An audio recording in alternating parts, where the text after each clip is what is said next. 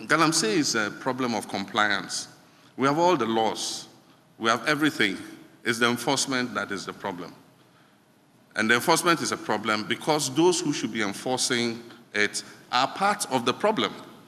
Today, DCs and ministers all have small-scale concessions, and I indulge in Galamsey.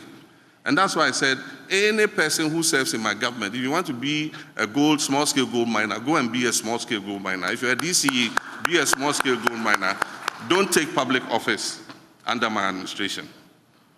And so we're not going to countenance having any of our ministers or our political appointees involved in small-scale gold mining so that we can enforce the laws properly.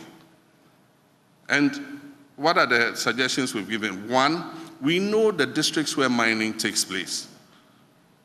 We will open an office of all the agencies that oversee the mining sector in those districts.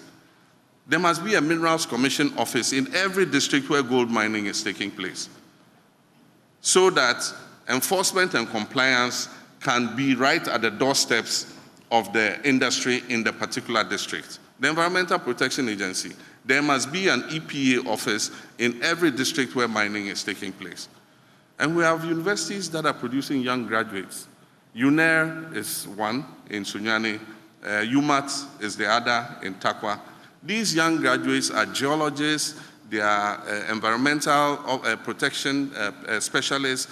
They have a lot of experience when it comes to gold mining. And so we're saying that we're going to identify the concessions and who hold the concessions. And we're going to employ these young people to work with the companies that legitimately own the concessions so that they can guide them in how to do proper mining. We're going to ban mining in forest reserves. As for that, it's non-negotiable. The law that was amended to allow people to go into forest reserves, the law that was amended to let people enter forest reserves to do mining will be re-amended to stop it. Because the figures I'm getting are frightening. And that is why the climate change is real, because our dry seasons are getting harsher. We used to have 365 days rainfall in the western region. Today, it is not so, because all the forest reserves have been invaded by mining companies.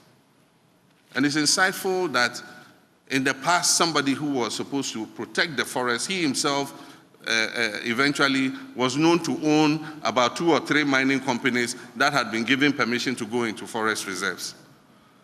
I think that those trees, some of them 700 years old, some of them older than Ghana, older than our ancestors, are more important than the gold that lie underneath them. And the point is, if we cut all the trees, we will be leaving a barren land to our children and grandchildren.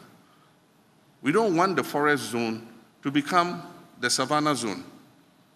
We must protect those trees and rebuild those forest reserves. So we would stop the mining in forest reserves.